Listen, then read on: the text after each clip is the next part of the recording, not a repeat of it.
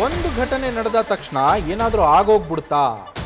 ಇದು ಬೆಂಗಳೂರು ದರೋಡೆ ಪ್ರಕರಣಕ್ಕೆ ಸಂಬಂಧಪಟ್ಟಂತೆ ವಿಪಕ್ಷಗಳು ಮಾಡ್ತಾ ಇರುವಂತಹ ಟೀಕೆಗೆ ಸಚಿವ ಡಾಕ್ಟರ್ ಎಚ್ ಸಿ ಮಹದೇವಪ್ಪ ಅವರ ಪ್ರತಿಕ್ರಿಯೆ.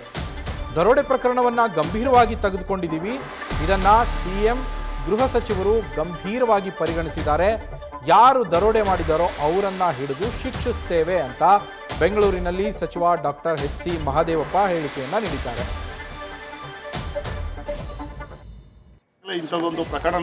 ಈಗ ಮುಖ್ಯಮಂತ್ರಿಗಳು ಮತ್ತು ಗೃಹ ಮಂತ್ರಿಗಳು ಸೀರಿಯಸ್ ಆಗಿ ತಗೊಂಡಿದ್ದಾರೆ.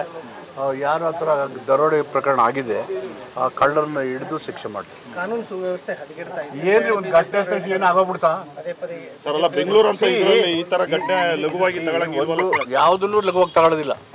ಒಂದು ಸ್ಮಾಲ್ ಇನ್ಸಿಡೆಂಟ್ ಲಘುವಾಗಿ ತಗೊಳ್ಳಲ್ಲ. ಕೆಲವರು ಇದನ್ನ ಕಾನೂನು ಸುವ್ಯವಸ್ಥೆ ಊಟ ರಾಜಕೀಯ ಬಳಸ್ಕೊತಾರೆ. It's not correct. ಒಂದು ಘಟನೆ ಆಗಿದೆ, ಅದರ ಬಗ್ಗೆ ತೀವ್ರವಾಗಿ ಸರ್ಕಾರ ಕ್ರಮ ತಗೊಂಡಿದೆ. ಕಲ್ಪ್ರಿಟ್ನ ಎಲ್ಲಿದ್ರು ಬಿಡದೆ ಅವ್ರನ್ನ ಹಿಡಿದು ಶಿಕ್ಷೆಗೊಳಪಡಿಸ್ತೀವಿ.